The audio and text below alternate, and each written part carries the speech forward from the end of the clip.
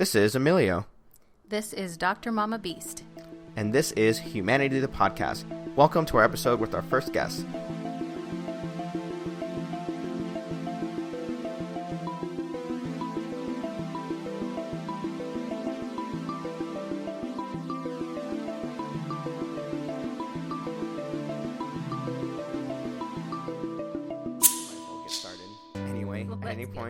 Since we've already been conversing for a little bit. Indeed. All right. Okay. So what do you want to talk about first? I don't know. I think I just want to kind of talk about humanity and what that means. Because I've been thinking about that today. Yeah. All right. I was doing a workshop this morning and we were trying to figure out what the word humanity meant. Mm-hmm. So I facilitate for a group called Minnesota Humanities. Oh, yeah. And so we're like, Omaha okay. Public Schools here works really hard with it. I'm on the Office of Equity and Diversity steering committee, and I've got to learn a lot more about them. Yeah. I always wonder, and it's weird because both of us have taught lots of workshops like those things, but do they work? Right. I think maybe that's an insecurity of mine. Right. Is as I have the same thoughts. Yeah, as I've gotten paid to do them, as I've through organizations and also just my own things where I've charged people. Yeah. And I leave wondering, have I really made a difference, and have I made a significant difference? But I guess I tell people that you're planting seeds that you might not ever see grow. Exactly. But is that true? Yeah. And I get some feedback, sometimes even years later, where someone's like, you changed the way I thought about something. Yeah. There was I did a workshop for all OPS media specialists in August. Mm-hmm. And one of the things I pointed out was I don't like it when people say I don't see race. Right? Because I feel like that's erasure of all the experiences I've had as a person of color. I'd like to say that annoys me still, but I just heard it so many times. You're just immune to it for now. So many different people. It doesn't even register to me anymore as this is a jerk thing to say. It just registers me to say, it's like, oh well, you are wrong, and let me help with that. But even wrong. Now here's where we start to get in the weeds of these things. Yeah. Wrong or right is my opinion. Yeah. And I struggle with the idea, is my opinion inherently better than other people just because I have my reasons? And my reasons is that it doesn't dehumanize people. It doesn't make other people hurt. I heard this really interesting thing, and it's the first time I read it.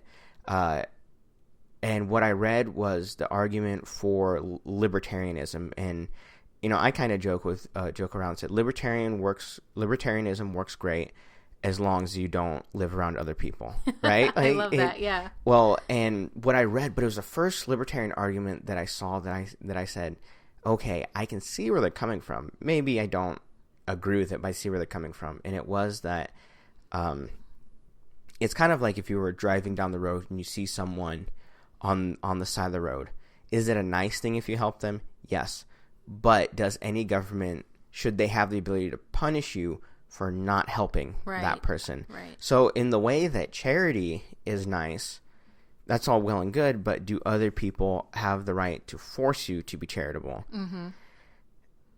And I saw that, and I immediately linked it to the debate that's going on right now on healthcare, which is it for what I see as a more just and humane society, should we have socialized medicine? Right. I'd say yes, in order to do that.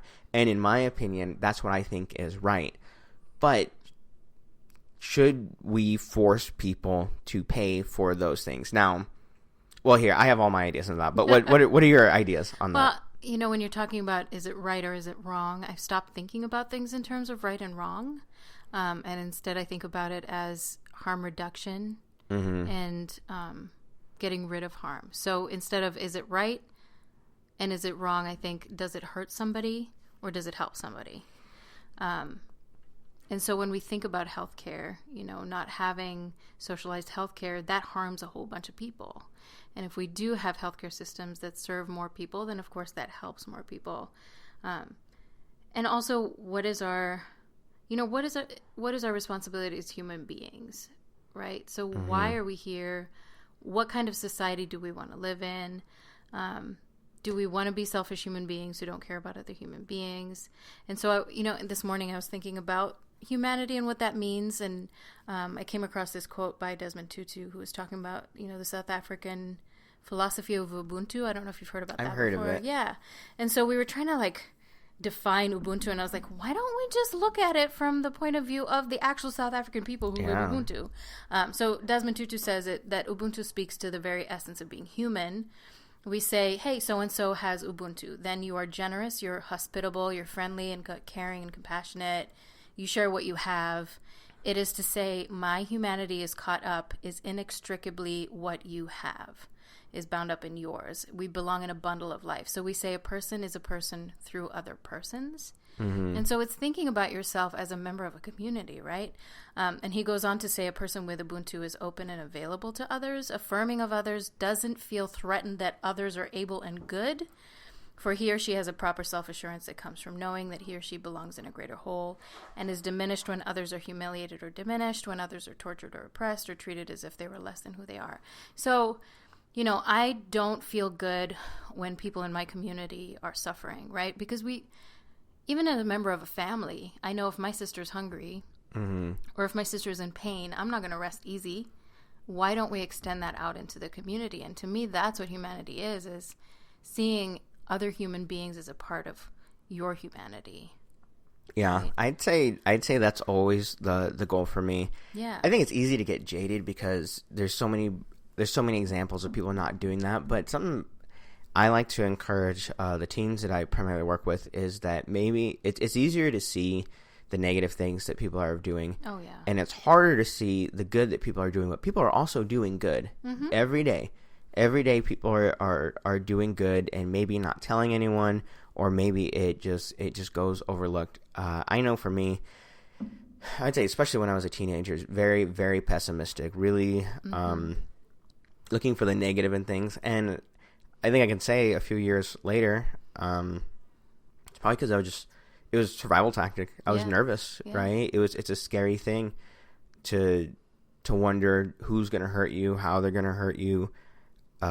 It's very easy to really circle the wagons in a sense. And to feel like inevitably I'm going to get hurt. Yeah. Right?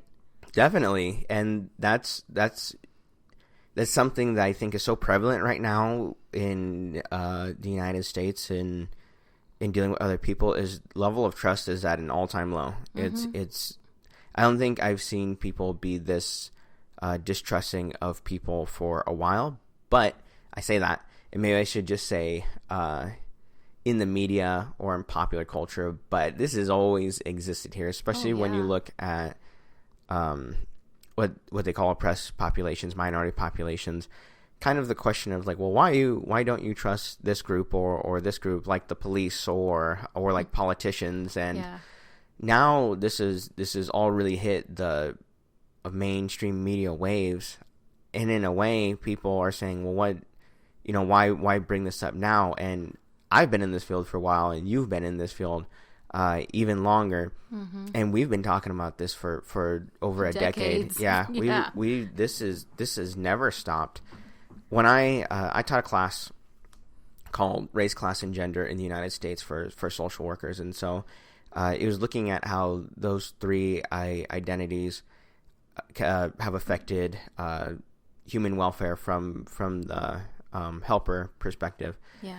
And something that I told my students in there is that, and from this text that we had, is that this is the civil rights era still. Yeah. Like we are not done. The civil rights movement never ended, folks. We are not done. And though, and you can look back and start seeing different times in U.S. history where different people have obtained civil rights, such as the Americans with Disabilities Act or women's suffrage to get the vote, or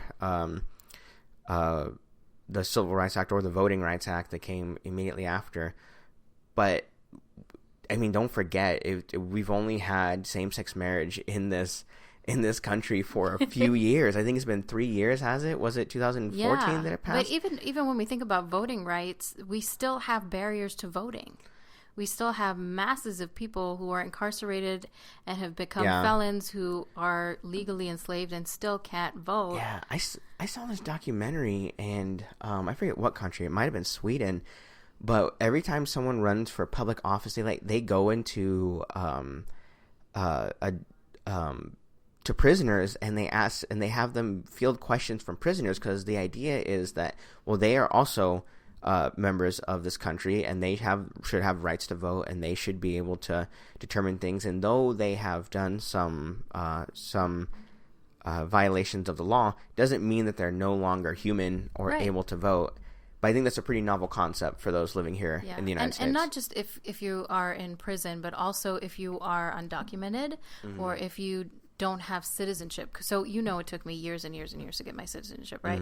So I had my green card, and before that I had a student visa.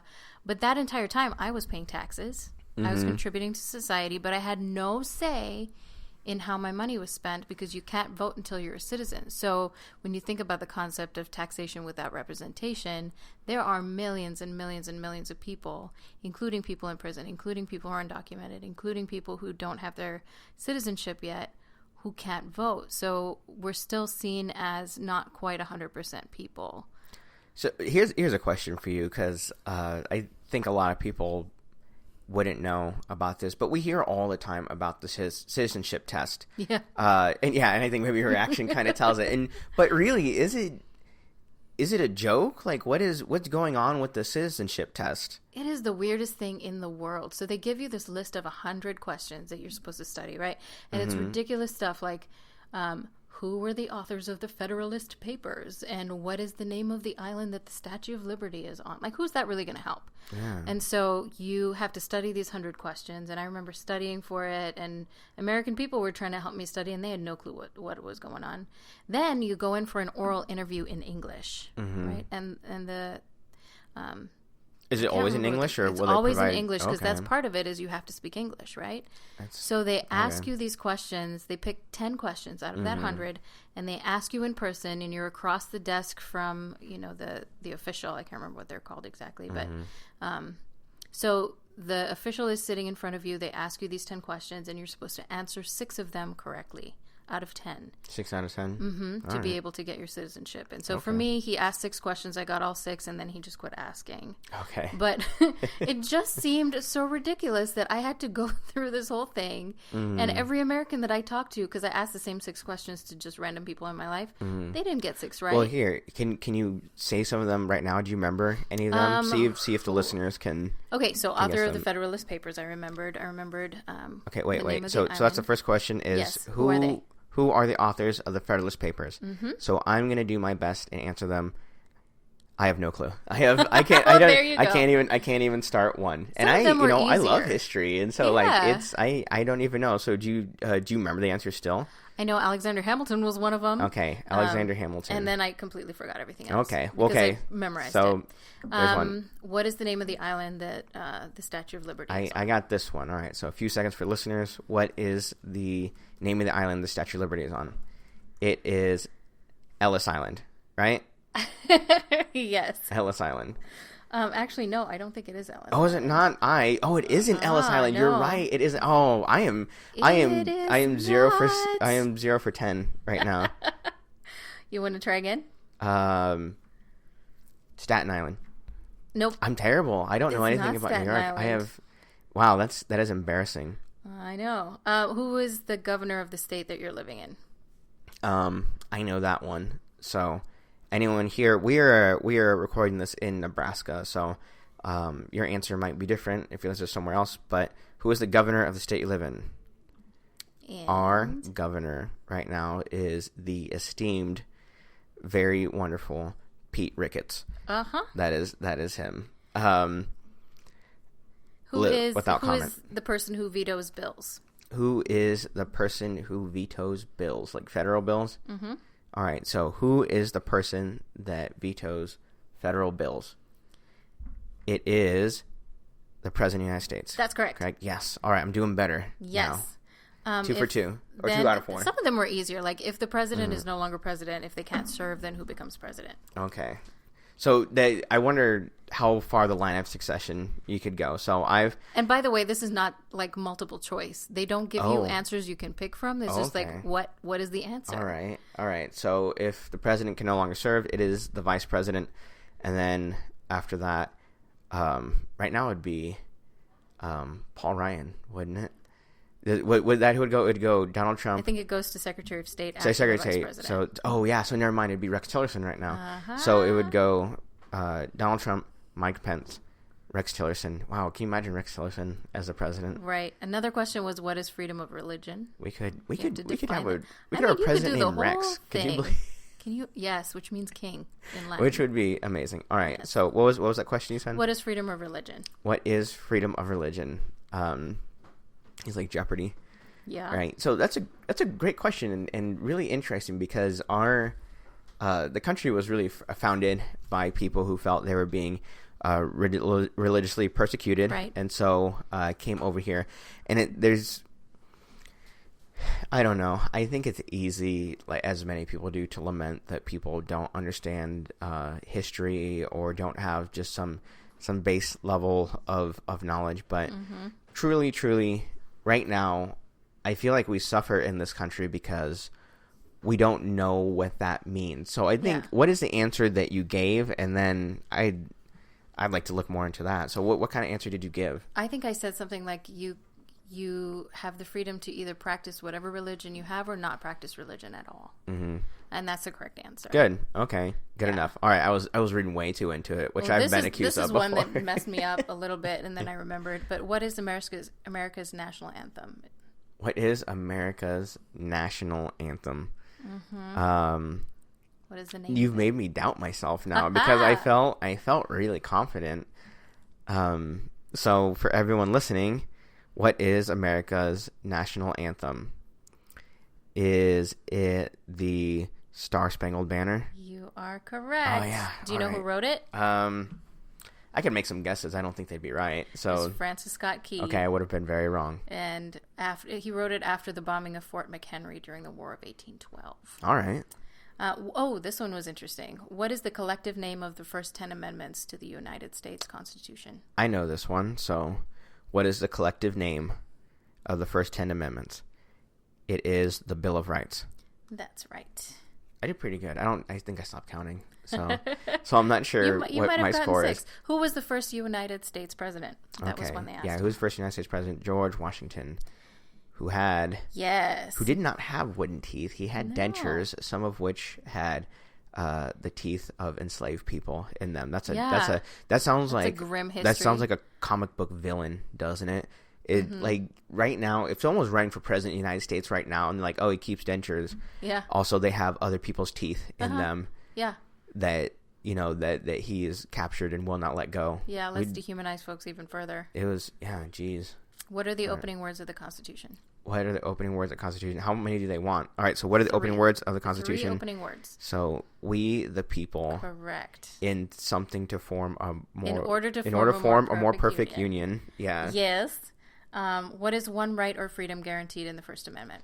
What is one right or freedom? Hey, this is relevant. It's interesting how relevant all this is right now to that. So that is the one. This is something I'd like to talk about is freedom of speech, because I've heard freedom of speech brought up a lot lately. Yeah. By people who don't seem to understand what the scope and the limitations of freedom of speech are. Mm-hmm.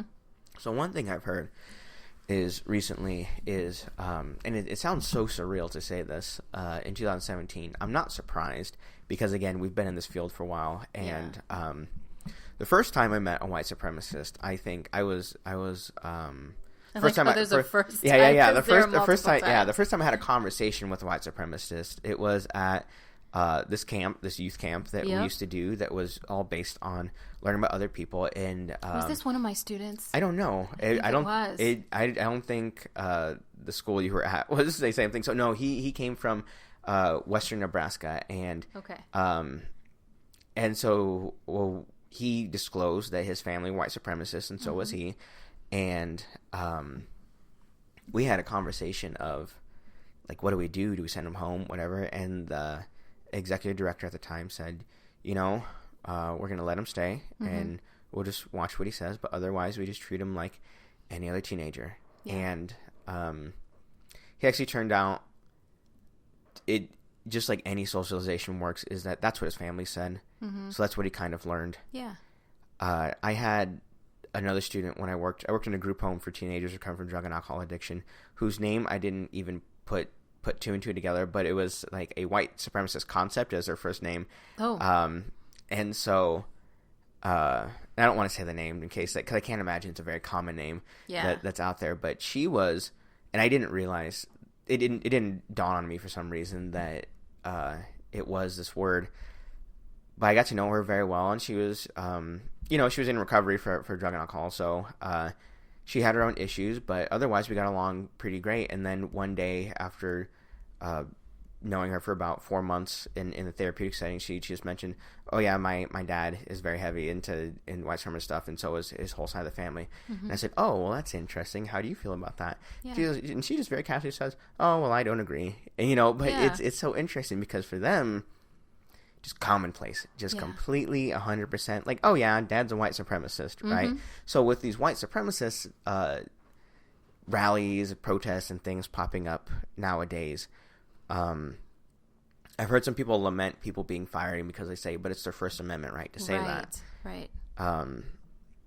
I don't know. What are your thoughts on that? Is it fair or unfair that they're being because fired? There's also this thing that's going on with UNL right now, University of Nebraska at Lincoln, where Turning Point USA is targeting. They have this professor watch list. I'm pretty sure I'll be on that watch list at some point, right? And so, and I've been warned, like, you best be careful, because apparently they feel like we are targeting conservative students. That conservative students are not allowed to speak with their mind, which is absolutely not true. We teach critical thinking and all of that kind of stuff. But what I'm struggling with, especially being a mother of children who are in vulnerable positions in middle and elementary school, working with a lot of youth who hear some really harmful things, especially after the election. I remember at a school in Western Omaha where there were students who were holding up protest signs silently, and then some white students started chanting "Build a Wall" at them. And the principal being really proud of the fact that he allowed both sides to air their opinions.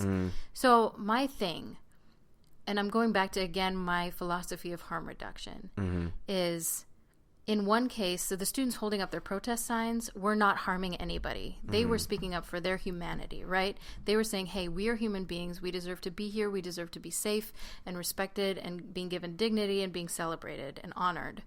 And the other side was dehumanizing them. So in my view, if one opinion harms people, dehumanizes people, takes the rights away of people to be, living life, liberty, and happiness, which is what everybody wants, then I don't know if that opinion is equal to the other opinion. You know what I mean? Yeah. Do you think people should get, if they do things like that, should they get fired from their jobs? If they're going to harm people at their jobs, yeah. Yeah. If I'm a copy editor and I'm working by myself out of my cubicle and I'm not hurting anybody, by saying these things in my own time, then I don't know. But and my other question is, should there be a degree to which you receive consequences based on what you did? Do you think some people are writing HR manuals right now based on all this? I'm sure. Well, I know where I work, there's freedom of expression paperwork coming out. They're revising they have to. They our have policy to get, on that. Well, how do you feel about, because that is, I don't run HR for a company, and I don't know if I'll ever have an issue like that. So it's all, our opinions are really theoretical on all this. But here's another thing, another question. How do you feel when people dox other people? So for those of you who don't know what doxing is, it means that you can, through the internet, get people's phone number, address, a picture of them, put it up on the internet, and basically put out there for everyone to do whatever they want with. So when things like that have happened, some people have got repeated phone calls, or one popular thing is just to send a bunch of pizzas to their house, right? But then more serious things like people driving by or people sending threatening messages. How do you feel about that? People doxing other people, even if they're a white supremacist. I shy away from that because they also, there's a lot of collateral damage that goes with that. I've seen people being doxed who have children who could be harmed by that, who have parents and siblings who could be harmed by that, who have people they take care of because they're caregivers. So I shy away from that because of that collateral damage, and because it's not the compassionate thing to do.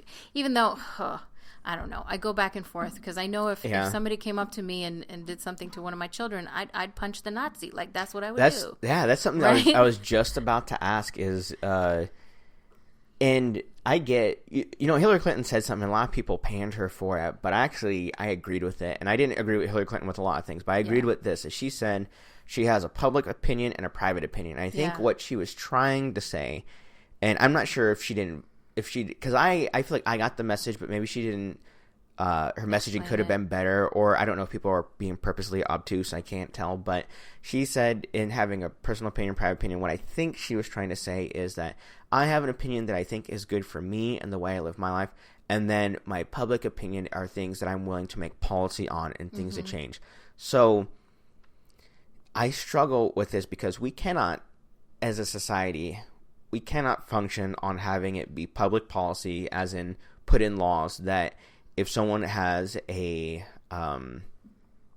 position that you disagree with, to be able to punch them. Now, is fascism and Nazi beliefs dangerous to let grow? Yes. Yeah. Yes, they are. But, and I've read numerous white supremacy books when I was about 5 or 6 years ago.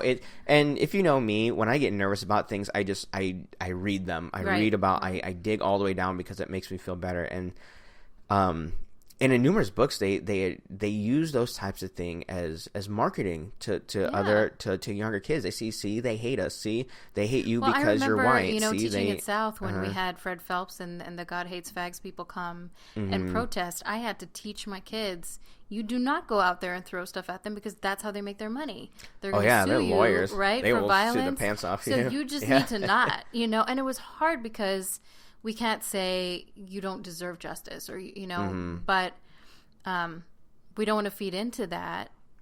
And also, what's the end goal? Yeah. Well, so I'm always thinking about my end objective. If my end objective is, so for example, I had a student who came in and he told me, so I'm going to be taking this class from you this fall, and I just want you to know, and this was a high school student, I just want you to know that I'm a Nazi. Oh, yeah. And I was like, for real? First of all, wow, how brave of you to tell me this before the semester's even started. Secondly, really? And so, I went to the media specialist. She's like, oh, yep, he's checked out all of these white supremacist books. Like, this is his thing. And so I had to figure out how I was going to be his teacher.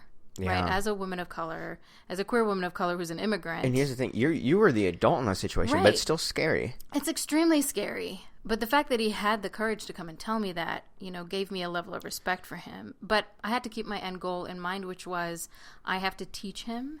And if I want him not to be a Nazi, then I have to be open-minded about having him in my room. Here's something that I heard I've read. Is some people would call it's the rebranding of Nazism, and that is the alt-right. Yeah. And I'm not, and again, it's so hard nowadays to tell, are people being earnest or are they, because is it the cool thing to do? Well, here's the thing, if you haven't read on fascism, which is something else I've read up on because I've been nervous about it. If you haven't read up on fascism, there's this brilliant quote that says, never believe that Nazis aren't aware that their arguments are absurd. Never, because that disinformation is part of their tactics. And so I've heard people from the alt-right say the danger is when you label everyone as a Nazi. If you don't like someone, you just label a Nazi. That way you give yourself and other people permission to punch them. The alt-right stuff is really, to me, it is really just rebranded extreme right-wing ideology. And if you've lived around here, we're in Omaha, Nebraska. If you've lived in a place like Nebraska, you've met right-wing people. Oh, yeah. You've met, and you haven't just met them. They're your neighbors. They're your teachers. They're the people working at the grocery store. They're family members. You just know how to get along with conservative people. Yeah. And I'd say Omaha and Lincoln are the most conservative towns in Nebraska, and they're not very conservative at all. Yeah. Right? So I've met conservative people that I've liked, that I have respected, who I've been able to have good conversations with, and that's my plan. Also, with this podcast is eventually bring some of the people I know who do lean a little right, and who I've been able to, in my own personal time with them, have like good productive conversations where we disagree, but we can move on. Now here's the other side of the argument that I've heard is that when you do that and you sit down, you have a conversation like this, that you normalize those types of people. Yeah. And it's dangerous to normalize those types of people. I don't know. What do you think about that? I think there are issues that I can disagree with somebody where it's fine because their disagreement doesn't dehumanize me. Mm-hmm. But what if it dehumanizes other people? Same thing. I can't condone that. I just, at that point, I can't normalize it and I can't let them know, or I can't let them think that I think it's okay. Mm-hmm. Because then I'm a bystander. And how do you feel? God, I feel like I've turned to interview for me motor here, but and what I'm doing is I'm bouncing ideas off of you because these are the questions that I struggle with, and I think I'll ask these to a lot of people because I struggle with them and I want to bounce them off other people. What do you think of people on the left right now who, if they don't like what you're saying, that they will not only just cut you off from them, but then also utilize their networks to say, hey, this is an unsafe person. This person is a bad person. Is that... Well, I think it depends on what they mean by a bad person. If you're somebody who sexually assaulted somebody and you're on the left, that's not okay. Oh, and that's something that we've been seeing right up close and personal. I mean, when I was in high school, I read a few Al Franken books. I read a few Al Franken books. I liked his political commentary. Yeah. I liked his sense of humor. And so I've been following Al Franken for years. Even as a politician, I've agreed with most of his positions. But when I saw this stuff come out, I just went like, oh God, it's because I've been a fan of Louis C.K. at some points. I can see why people don't like him, and some of his humor doesn't land with me. But sometimes I think it's been great. And so for him, it's an entertainer. Didn't really matter. But Al Franken has been an influencer. He's been a voice for a lot of vulnerable populations, and so to have him come out and be exposed like that. Well, I think part of the problem is putting people on pedestals. I don't think that's okay. I don't think it's ever okay to put anybody on a pedestal. Even when people are like, oh, Ferial, you're amazing. No, I'm not. I'm just a regular human being. I make mistakes. I will mess up. I will disappoint you at some point. I'm a human being just like everybody else. And I should be held accountable when I mess up. I absolutely should. I think the problem happens when we don't hold people accountable because of their political ideology or because we put them on a pedestal or because everybody else likes them. That's when it becomes an issue. And for me, it's always about protecting people. So if I don't care how much our ideologies align, but if I find out you've hurt somebody, then I'm gonna want you to be held accountable for it. A comedian, Sarah Silverman, came out with this thing, and it was about Louis C.K., the other comedian, and she had this monologue, said that this is my friend and I love him, but he did a terrible thing. And so she asked, publicly, is like, can you love someone who has hurt other people and done terrible things? And I think that's a powerful question right now. Well, and it's a good question for those of us who've been hurt by people we love as well. Yeah. Can you love somebody who has hurt you? And I've had people in my life, very close people in my life, family members who have hurt me deeply. They've probably hurt me more deeply than any stranger ever has. And I still love them. And it's really hard for me. And I've worked with a therapist on this for a while. Like, how do I reconcile the fact that these people who I love and who say that they love me have hurt me so very, very deeply to the core that it's taking me decades, years and years to try to recover from that. And I don't have an answer to that. I think, and I have, friends and students who say, man, my grandpa is like the most racist dude in the world, but he's the best grandpa in the world and I love him. How do you reconcile that? And I don't know if there is a way to, but again, you don't put grandpa on a pedestal just because he's your grandpa. Well, and I guess a lot of people are probably having these conversations in their homes, especially around the holidays. Yeah. Of where it's like, all right, well, we know grandpa or someone did something like this, and maybe it's a quiet not acknowledged thing inside the family, but with all the stuff in the media, I don't know. I don't know.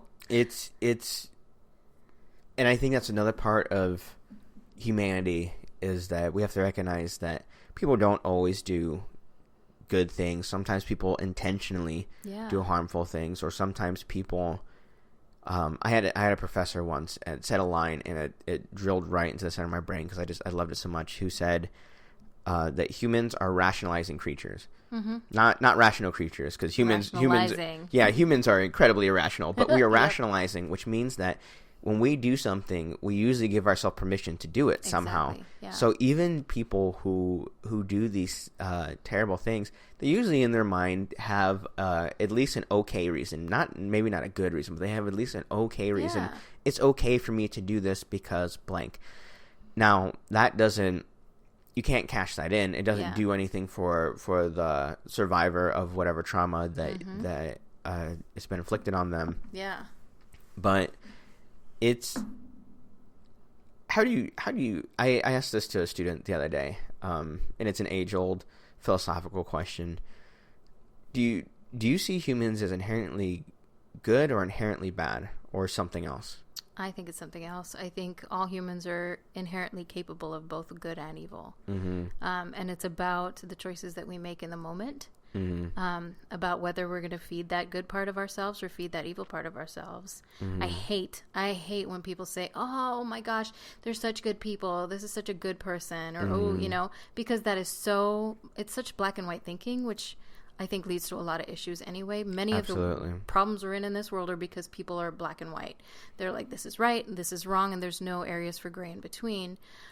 So I don't think there's such a thing as a good person and a bad person. I know, and I've seen, and I think that's part of that issue of how do we forgive people that we love who've hurt us, is that we know that that person has done some beautiful good things, and that person has also done some horrific bad things. And for me, when I'm making my decisions about who I need to be around and who I don't need to be around, it's about the potential for harm again. For me to be around this person, for my children to be around this person, for my other friends and family to be around this person, are they going to be hurt? If yes, then I'm going to steer them away from that person. Not because they're a bad person, but because they have the potential to harm us. Definitely. So I look pretty young, but recently people... You are young, Emilio. Yeah. Well, I look younger. I look younger than I am. I've been stopped a couple times. I've forgotten how old you are, by the way. Yeah, I'm 29 right now, so I will. What? Yeah, I will be. I still remember you as 14. Yeah, I will be 30 in April. My goodness. But something that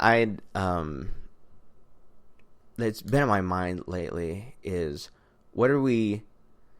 Sometimes I feel that children become pawns to our own insecurities and our own desires. I struggle with the idea of people bringing their children to rallies, or people wanting their children to think exactly like them. I feel like there's something dangerous about that, even if it's things that I believe in. But yeah, it feels brainwashy. Yeah, and that's it. But I mean, there's a good segue. How can someone influence their children to start making their own decisions, and really what can we present around? So that's something I've thought about deeply as a parent as well as a teacher. That's true. Well, you just defended your doctoral dissertation now, so you are now Dr. Ferial Pearson. It's so weird, which is amazing. So yeah, can you give the title of that and talk a little bit about that, because it's so unique. I don't think I've ever seen a thesis that has been presented. Well, let me answer your first question, and then I'll talk about the dissertation. But so as a mom and as a teacher, when it comes to guiding children and going forward in their lives, I think it's crucial not to teach kids what to think, but instead how to think, right? And so from the beginning, from when I've had my children, I have always told them, I want you to disagree with me. I want you to interrogate what I'm saying to you. I want you to question everything that I ask you to do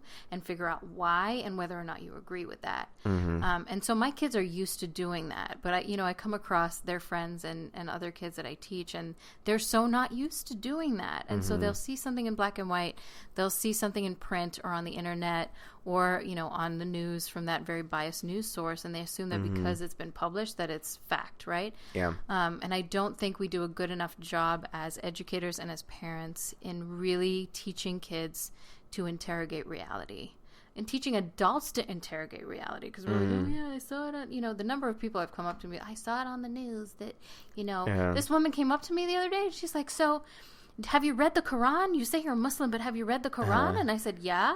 And she said, the same Quran as ISIS? I said, yes. And it just it didn't compute for her that I could be the same Muslim, and read the same Quran as ISIS. And I was like, have you heard of interpreting texts in different ways? Like, this is a grown-ass woman who is a teacher. Yeah. Text can be interpreted in different ways. That's a little scary. Thank you. Yeah. So even these really simple concepts of text can be taken and interpreted in so many ways. Data can be taken and interpreted in so many ways, and can be twisted to serve somebody's agenda. So I think that's how we need to teach kids to be.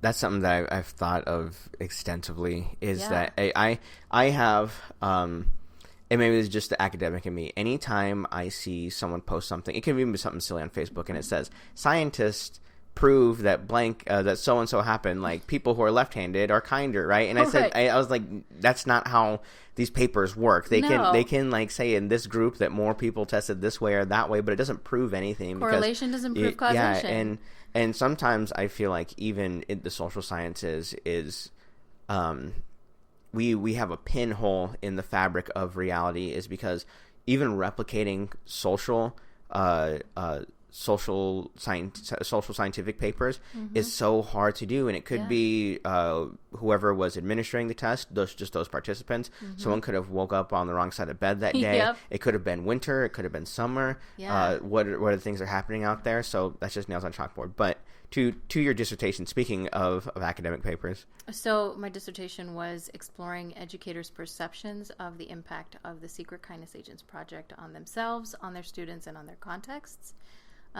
Because the project has kind of ballooned, and it's all over the United States and in 2 different states in Canada, from preschool through university. Over 350 schools are doing it. It's in a children's museum in Boston. It's in a homeschool co-op here in Omaha. I mean, it's all kinds of different places. So I wanted to know, what was the impact of this? Like, why are people doing this? And did they experience kind of the same phenomena that I did? Could you explain what that is for people who are listening who may not have heard of that? The Secret Kindness Agents was a project that my students and I created at a local high school. And it grew out of tragedy. And I'm a lot like you. When when bad things happen, I kind of wallow in it for a while, but then I need to like take control of something in order to get out of bed and go out into the world. And so our question was, what if we could prevent acts of violence from happening in our context by doing random acts of kindness secretly?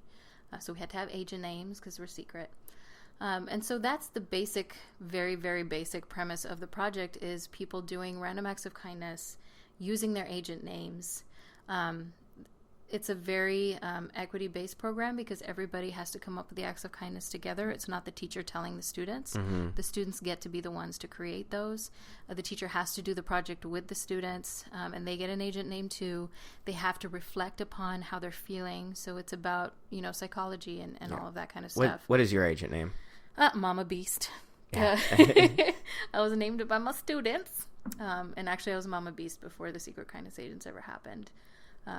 And so that's the basis of the project, is people running around doing acts of kindness secretly, reflecting upon it, doing it consistently and routinely, and all of them doing it together. But even I struggled, when my advisor said, because I had a different topic and I was very excited about my topic, and the advisor said, why don't you do your research on the Secret Kindness Agents project? And I said, but that's not real data. It's not a real thing. She said, of course it's real data. And so I had to change my way of thinking about what data was, because I had been trained to think that it's numbers. Yeah. Right? And it turns out data can be people's lived experiences. Yes, that's qualitative. And so, exactly. But we put so much emphasis in Western society on quantitative data.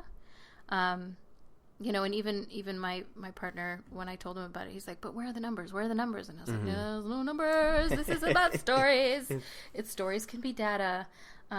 Because the Secret Kindness Agents is a phenomenon, right? And so to understand a phenomenon, you have to speak to the lived experiences of people experiencing that phenomenon. So you had the rare opportunity to see a number of young people go through things like this. when you initially did it, what were your takeaways? Was there any students inside there that you thought like maybe it was a challenge for them to do these acts of kindness? And what did you really see out of them? One of the biggest things I saw was a growth in self-confidence, and that was replicated in the data that I found. I also saw them becoming more positive, optimistic people. They believed more in themselves. They took ownership of the project. They felt better. And because we were having intentional conversations about, what does it mean to be kind? What does kindness look like? What does it feel like? Who does it benefit? And we decided that it benefits not just the person receiving the act of kindness, but the person giving it as well. Because you feel better when you do that. My students who created the project most of them were living in pretty horrible circumstances, right? You and I have worked with kids like that for a long time. And so it was a way for them to take control of their lives in a way that wasn't negative. Because that's the tendency of human beings, is if you're in a situation where you're feeling helpless, you're going to try and grab control however you can. And sometimes that's going to be a negative way. I know I've done it, right? That's why we hurt people. And my hurt people were hurting people. And so they started to do things to take control that were more positive. What do you say to people? Because I know it's tempting to think like this, but people who maybe see this as naive and maybe just like, oh, you think you can change the world just by being nice to people? I don't know if we can change the world, but we can change our close proximal space. I know that when I smile at somebody and they smile back, I changed their perspective, even if it was just for a second or two. And if those little things build up, then how can it not be a good thing? And it's better to do a good thing than not to do anything at all, in my opinion. The surprising thing in my dissertation was the impact of the project on the educators themselves. Because a lot of times when people put programming into schools, especially kindness education programming, what they want to do is change the kids. Right? It's this deficit view of kids are just mean and terrible and horrible human beings, and we have to teach them how to be kind. But the difference with the Secret Kindness Agents Project and what my research showed is that really kids already know how to be kind. They know what feels good, and they know what makes other people feel good. And teachers don't think enough about how their approach to students really helps or hinders the process of teaching. So what the educators noticed about themselves was that they were approaching their pedagogy differently. So how you teach, right? They were also noticing their classroom management had changed. And instead of thinking of kids as having deficits, they were approaching them as being kind people. And they even noticed their colleagues. I remember one educator in the data was talking about how not her who was running the program, but she said there were some students in the school and there were stigmas that followed those students from class to class. But when they were secret kindness agents, those stigmas went away and other teachers started to treat them better as well. So I think that might have been one of the most gratifying parts of the project. And you're not just some person giving come out of here out of ignorance. You've been a teacher for a long time, and you teach at a university now, teaching teachers. So I'd say that because a lot of people I think hear this and they say, okay, but you don't know. You haven't met my one kid who I have in here who's loud every day, gets up out of their seat and it like swears at me and says all these things. I've been called all the names. Yeah. All the name. I had a student throw a desk at me. I was 9 months pregnant, missed me by an inch. Wow. Right? And so I've seen it all. I had the students, and I went down to counseling at one point because I was like, listen up, folks. I have all the names that come up at the teacher's lounge. What is going on? And I remember the counselor saying, because you're the one who doesn't kick them all out. And I said, I'm not complaining. I just want to know if this is, am I imagining this? He said, no, you're not imagining it. We purposely give you the kids that nobody else wants because you don't kick them out. And that's, again, my teaching philosophy has always been that I can't teach a kid who's not there. And I'm only as strong as my weakest student. And so if I kick a student out, I feel as though I failed that child. So yeah, I've seen it. I've seen it all. I think it's so interesting because you as an immigrant to this country, I think a lot of people would look at you and say that, well, you can do it because you're from a different place and maybe you're magic in some way. I notice that a lot of people, when people immigrate here, we have a counselor right now, who's from another country, and that's kind of what people chalk it up to. It's like, oh, but you're different. There's something special about you. Fascinating. I haven't heard that before. Yeah, I noticed it. And I think it's just kind of the same way that, like when a guest speaker comes in, right? It's like, oh, they're different. They're not like everyone else, and maybe that's just a little unique. So what would you say to people that say that, like, oh, you can do this, you personally, because there's something special about you? Like do the Secret Kindness Agents project? Or just anything like this. Get kids to, even the difficult ones, to do anything. But it won't work for me because obviously... Well, I would tell them that they're wrong because research, right? Research shows that kids of all races do better with teachers of color for some reason. That's interesting. And I'm a teacher of color. White kids and black and brown kids do better. That's really interesting. Also, research shows that when you show, and you have to look into psychology, right? When you show kids respect and love and caring, and they sense that, because kids have this extrasensory perception. They know if you're scared to death. They know if you're judging them. They know if you're criticizing them. They know if you're being condescending or patronizing. We all know. We feel that. So if they know that you're coming from a place of love and respect, they will do anything for you. It's just as simple as that. And when I've taught it to my teacher candidates, so people becoming teachers, and I say, practice it in this way, they have the same results regardless of what race they are. So I know that it works because I've seen it work. When you give students choice and voice and agency in the classroom, and you remove that power struggle, and you remove that power structure, there's still, students were still looking to me for routine, for discipline, for consistency, those kinds of, and for advice and support and guidance, but they were not looking to me to be a dictator. And the second I turned into a dictator was the second things devolved. That was when I started to get called names, right? And I was introspective enough and reflective enough to notice that. And so I knew that that was not the way I could be as a teacher, because I was hearing from other veteran teachers, you don't smile till December. You give them hell until December, and then maybe you could crack a smile in January. And I tried that for one semester. And guess what? It didn't work. Yeah. It did not work. What worked was being myself and being a human being. How did your own childhood influence this? Did it help with it, or did it? Because what I tell students all the time is that, sometimes what we learn from our childhood is what we want to be, and sometimes what we learn is, I don't want to do that. Yeah, that's not what I want to be at all. I had the privilege of having a lot of great teachers. So and not just traditional teachers, but also some adults in my life who taught me how to be a leader. Because I think teachers are leaders, really, in our classrooms. There's this misconception that you have to have this title of an organization to be a leader, but I think you need to be a leader at any level of whatever organization you're at. And so I learned from my teachers and from the adults in my life about how to be a good teacher, how to be a good parent. There were some examples for sure about what not to do. And those were just as important as the ones who taught me what to do.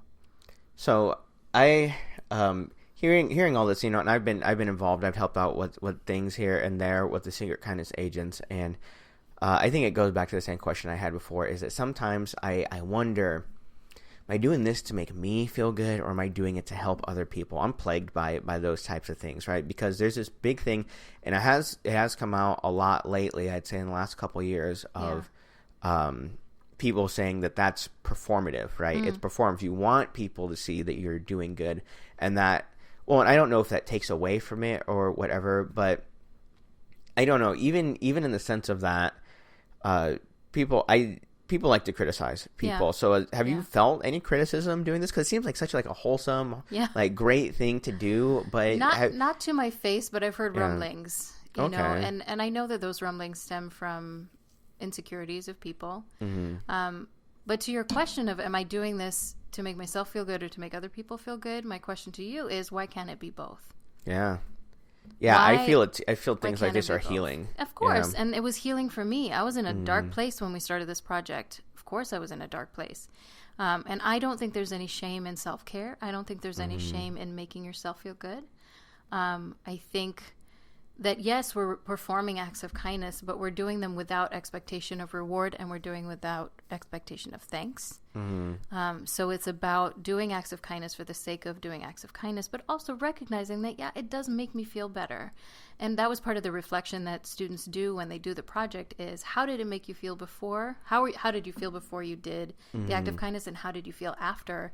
So that they could get used to this feeling that, okay, even if I'm having a crappy day, and I smile at somebody, I noticed that I felt better afterwards. And that's an important coping skill for a lot of our students who lash out all the time. I think some people might ask the question, and it's just because it's something that's important to them, about, did this start somewhere inside of you as a person, this idea of kindness? Did it come from religion? Yeah. That's when people from high school heard about the project, they were like, well, of course you did. That was you your whole life, right? I remember when I was a little kid, people would give us candy and I would hide it in a box because I wanted to sell it to raise money for various causes. Yeah. And I was doing this as a 5 and 6 year old. So I've always had that sense of a responsibility to share what it is that I have. But I didn't come by that, because I'm some kind of special person, but because I saw it modeled by my grandparents and my parents. That's great. But that came from, when people ask me what's your religion, it's a very nuanced and loaded question. Yeah, it's how much time you got. Right. And so I'm like, okay, I could tell them the short answer, which is I'm a Muslim. But I know here in Midwestern America in 2017, Muslim carries some very negative connotations. Yes, it does. And you really have got to live that here in this country. Really, the roller coaster of it. It's been horrible. It has been, some terrible things have happened. However, when I really parse it down, if I have time to talk to a person about what does it mean to be a Muslim to me, because just like any other faith, everybody interprets their faith differently. And so our imam for the particular sect that I'm in, I'm an Shia Ismaili Muslim. You said things that might be scaring people right now. You said they're thinking bomb, bomb, bomb, bomb, bomb, bomb, bomb. You said imam, and then you said sect pretty close after. For some people, it might be alarm bells. Our imam gave a farman, which is like a sermon, one time, and I was reading it. I wasn't present for this, but I was reading it later. And he talked about service as being a form of prayer. Right. And so there are some sects of Islam where it's pretty strict. You have to pray 5 times a day at these prescribed times. My sect doesn't do that. We pray at 3 times a day if we can. But I remember that Farman being about, don't worry if you can't stop to pray, because if you are doing some form of service, teaching is a form of service. Being in medicine is a form of, there's so many different forms of service. That is a form of prayer. So why would you stop a form of service to do another form of service if what you're doing is good? So to me, my interpretation of my faith is through service. It's through the other firmans that he has given over and over, and I've been present for some of these, are not about how pious you are or how often you pray or about memorizing the Quran or any of that. It's about, do you make sure that in every community that you're in, whether those people share your faith or not, do you make sure that they all have access to quality health care? And do you make sure that they have access to quality education? Those are the 2 things that he cares about. And that is fascinating to me, because the notion of Islam here in the West is that we don't care about people's health care, that we do all of these horrible things to people, especially women, and that we don't educate our girls. And here I am, a Muslim woman raised by Muslim parents in East Africa with a doctorate. Like, how did that happen then? Yeah. There's such cognitive dissonance with people, but that is living our faith. Our faith was, my parents made sure that all of me and my sisters got a good education and that we were able to follow whatever dreams we wanted. They never once said to us, no, you should follow this path. No, you have to be a doctor. You have to be a lawyer. You have to be an accountant. I said, I want to be a teacher. They were like, cool. What can we do to help you do that? Yeah. So my faith is more complicated than I'm a Muslim. How do I live my faith? And I think that's an important to ask people of faith is, how do you live your faith? Not what is your religion? I think people kind of subscribe to faith the same way that they in EULA, the terms and services, is just scroll down and say, yes, I am this. Right. This is it. This is what I am. And I think exactly for a lot of people, it's a complicated question. I think it should be like that. I think some people would be surprised also just to hear you speak so just open and frankly and just like, and you know, it sounds terrible to say, but just like you're just some other person. Like how dare you? So normal. How dare you just be a completely quote unquote normal person and be a Muslim? I also hate the word normal because there's no such thing, right? But the other question people ask me is, so is your husband a Muslim? Mm-hmm. No. Well, have you tried to convert him? No, I have never once tried to convert him. Mm-hmm. Well, is he a Christian? No, he's an atheist. And that's when they just lose their minds. Yeah.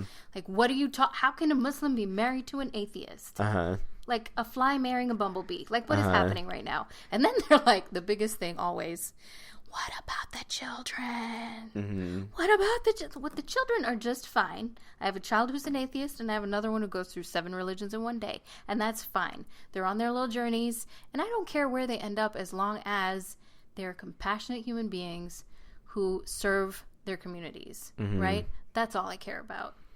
Yeah. I speak with people here and there because for me, my faith journey, as people would say, it's a lot of ups and downs and lefts and right.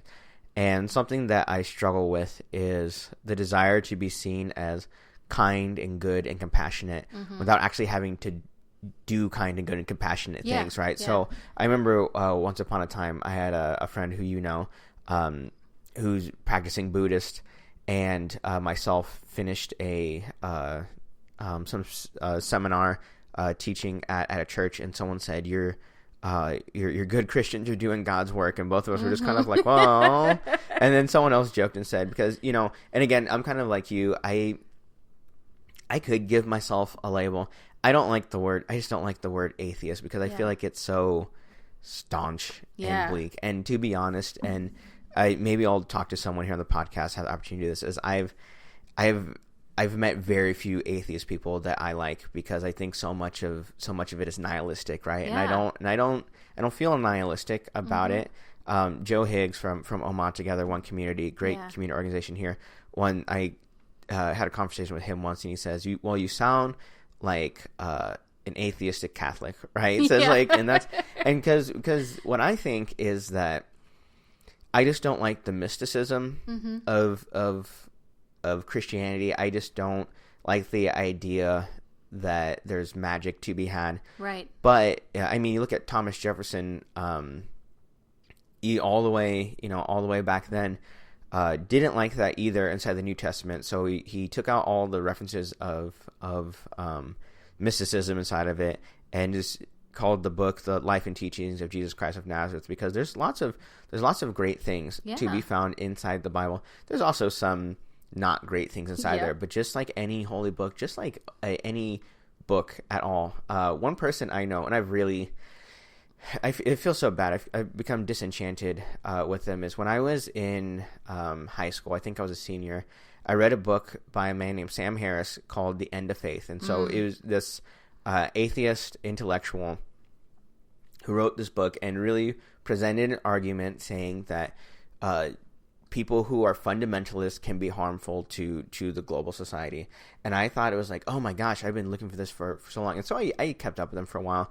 But geez, the last few years, he's been on this anti-Muslim tear. And the thing is, he suffers from something that I think a lot of people do, is he is gregarious. He can speak very well. He's very charming. He's charming and he's intelligent. Yep. But he relies on those in these conversations, and I feel like he's blinded to some things, which is that, and he doesn't understand why people get upset with him, because I listen to his stuff every once in a while. He doesn't understand why people get upset with him, and the reason people get upset with him is because it's dehumanizing to have someone else who is not, who isn't of the identity you're speaking of, in this case Muslim, speak for that. And so when he says like Muslims think this, Muslims think like that, Muslims are doing this, but misses the nuance of it.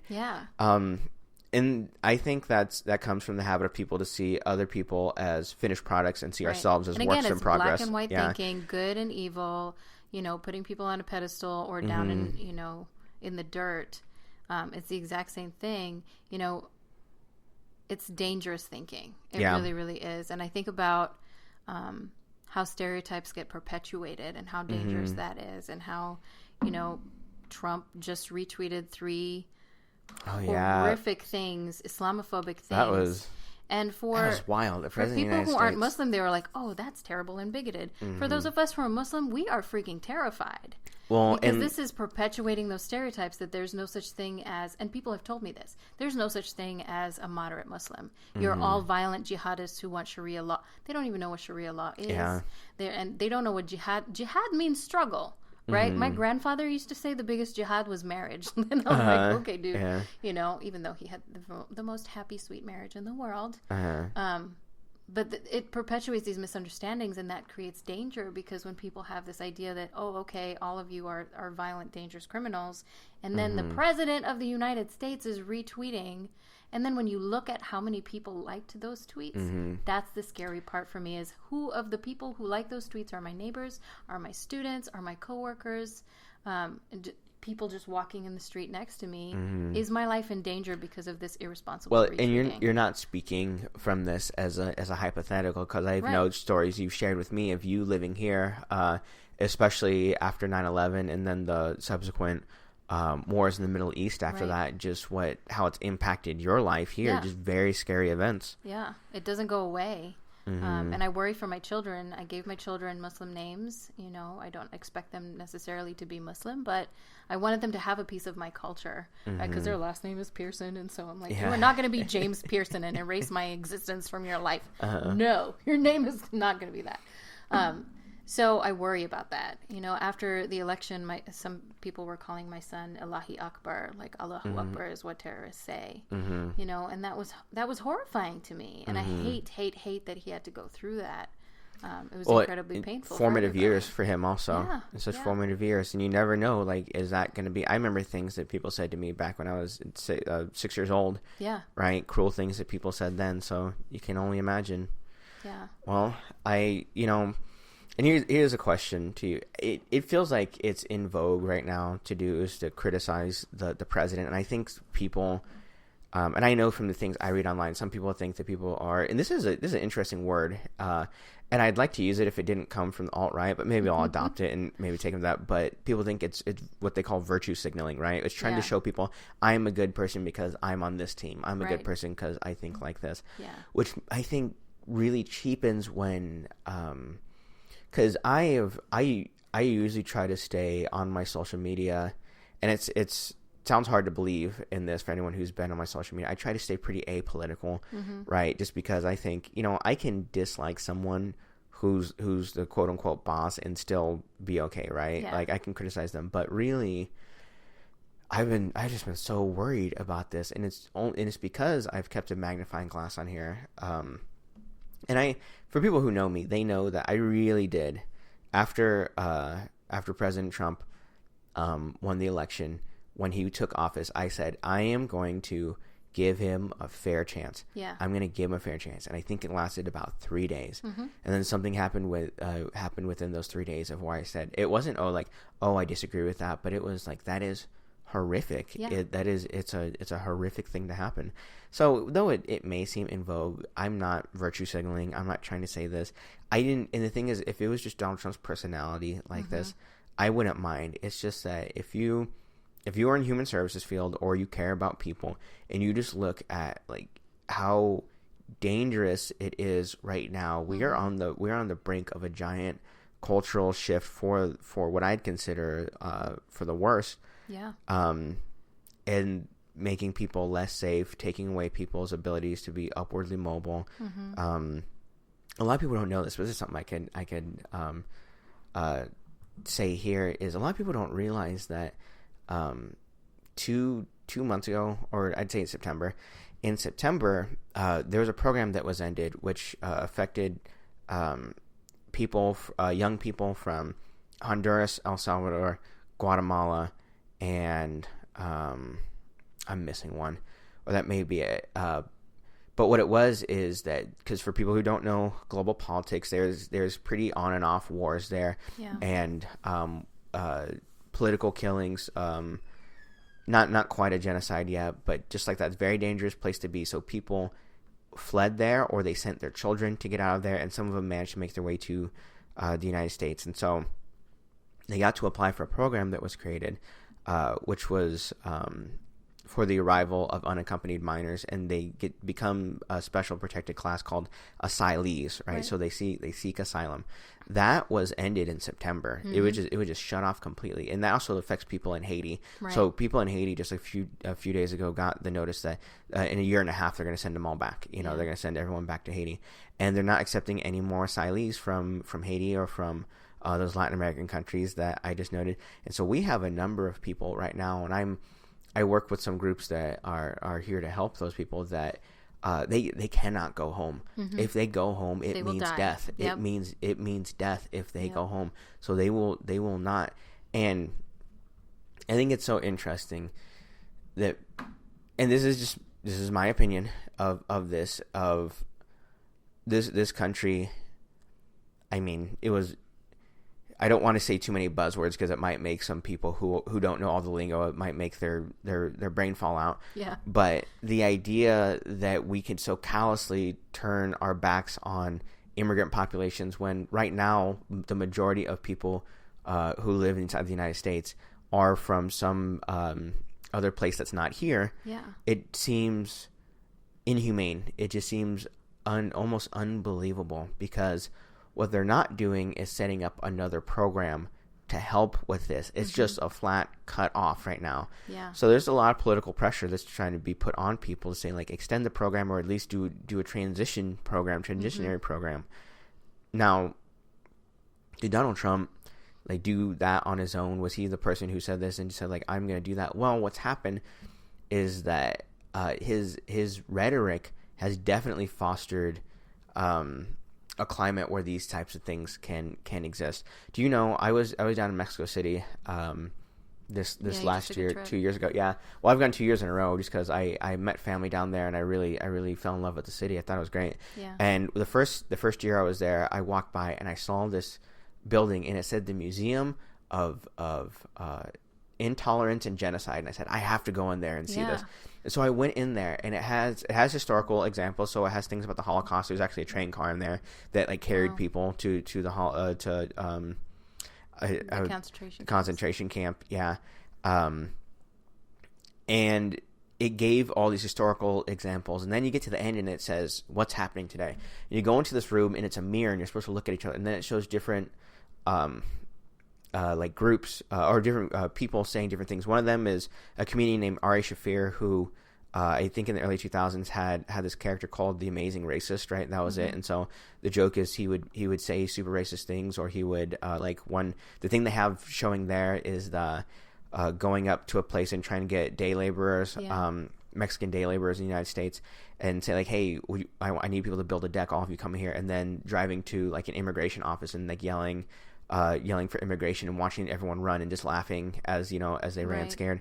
And so they had that, and then right after that video plays is Donald Trump saying they're not bringing their best, they're bringing rapists and murderers, and I assume some are good people. And the thing is, whether or not that was just political talk for him, he is right now in a Mexican federally funded museum about genocide and intolerance in the capital of Mexico. Yeah. So those people aren't going to listen to his speeches. They're not going to say, oh, he's just joking, or he misspoke. They're going to because when people make statements as the president of the United States, or then as a candidate, someone became president of the United States, people are going to take that at face value because they expect that this isn't something set off the cuff. Exactly. They expect it as something that's measured, something that's been approved, and something that is an official statement by the executive officer of the United States of America. As a representative of the people of the United States of America. And as a representative of the people. Yeah. And to just have that, to see that person and like that person is the president, I just think, and you know what, here's something, and it feels weird to be able to say this, but my life has not really changed very much personally. Yeah. But it's because I'm insulated. It's because, I'm middle class now. If this would have been a few years ago, like when I was in before grad school, I don't know what I could say. But me personally, it doesn't. Just with the clients I see, though, I see it firsthand. Yeah. But sometimes I don't know. It's survivor's guilt. Yeah. Right. I don't have to worry. But I had a student just the other day both parents are got deported, one 3 months ago and one when he was younger. And like you can tell that person, oh, it's because the law, it's because this, it's because that. But here is a child that is growing up without his parents now. Yeah. And you can point to a piece of paper and say it's because of this reason that you're growing up without your parents, and we're okay to do it. It's hard to explain that to a child who is without their parents. Well, and I take issue with adults even who say, but that's the law. You know, because there are things that were law that were obviously not ethically or morally correct. Humans make laws. Humans make laws, and humans like are laws. flawed, and humans make laws to benefit themselves. And humans continue to make laws to benefit themselves. You know, the tax bill that's going through right now was written by people who want those tax laws to benefit themselves. It already went through. Yep. Yeah. Well, I mean, it hasn't been signed yet, but... Right. Until it is signed. It is not through, Emilio. Let me have my moment of peace. I don't, and, right? But those laws are written by people. And the same thing with religion, you know, those words were transcribed and put down by generally cisgender men who wanted society to be all about them. I will say that's one thing that I think Lutheran Christians did really well, is the idea that religion should belong to the people, because you know, talk about a shell game where people are saying like, oh, it says right here that I get to live in this castle and you have to be poor, and people are saying, oh, we can't read. It's just like, well, you're not allowed to read this even if you could read. It's, you know, this is just for us. Exactly. Like what in obvious oversimplification. So we could talk forever and ever, but I think we should start wrapping this up. Let's do that. So what, in sense, I don't know, can we call you a kindness expert? Can you have that as a title? Can you kindness expert? I feel weird being an expert in anything. But when people feel like nowadays it's so easy to be so jaded and scared of other people and things like that, can you give some examples of maybe some things? And there's not some big national registry, like people can choose their own secret kind of agents' names right now and go out and do things. Can you give some examples of things people have done that would be like an easy way for them to get into this? Smiling. That was the weirdest one. Kids just like to smile. They think it's really funny when it's awkward, and they smile. Another really popular one, even with the little ones, is writing notes to people. Handwritten notes that you leave for folks.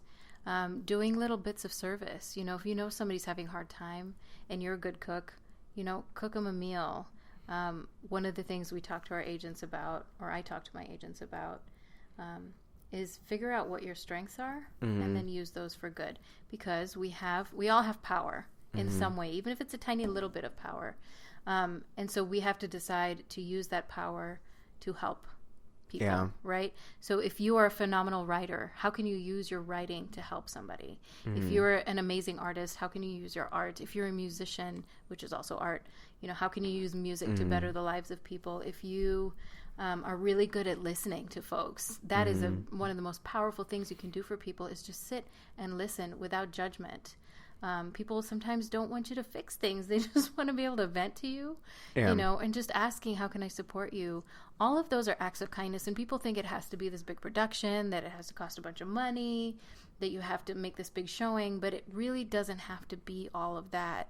It's as simple as sitting next to somebody while they grieve. It's as simple as writing a little note to somebody to tell them that you know, they made your day today. So there's so many ways to do it, and the best way to figure out what kindness is to ask children. Children will tell you, you know, what is it that makes people feel good about themselves. And I think maybe that's just from my own view. Is sometimes I feel paralyzed because I want to do the best, most perfect thing, and so it's hard to say like, oh, I don't want to try to do this kind of thing, because what if I look weird? What if I smile at someone and they look at me like, oh, why are you looking at me like that? I'm going to give you the same advice somebody gave me for my dissertation, because it works just as well for you. Don't let perfect be the enemy of done. Good. Awesome. Great. Well, thanks for being the inaugural guest on this podcast. It was a huge honor. Thank you. I'm sure we'll be hearing from you again. I would love to. Any parting advice for people who want to see the humanity in other people? I think stop putting people into categories of good and evil or good and bad. Think about people as human beings just like you, who have the potential to do amazing things and also the potential to mess up. So you can manage your expectations. You know, when I meet people, I think, okay, what can I learn from this person? Everybody's a teacher. even if the lesson that they teach you is really tough, we have to take that lesson. So just view people as your fellow human beings, but also as your teachers, and you won't come away from them without something positive. All right. Great. Well, thank you. Thank you. Whew.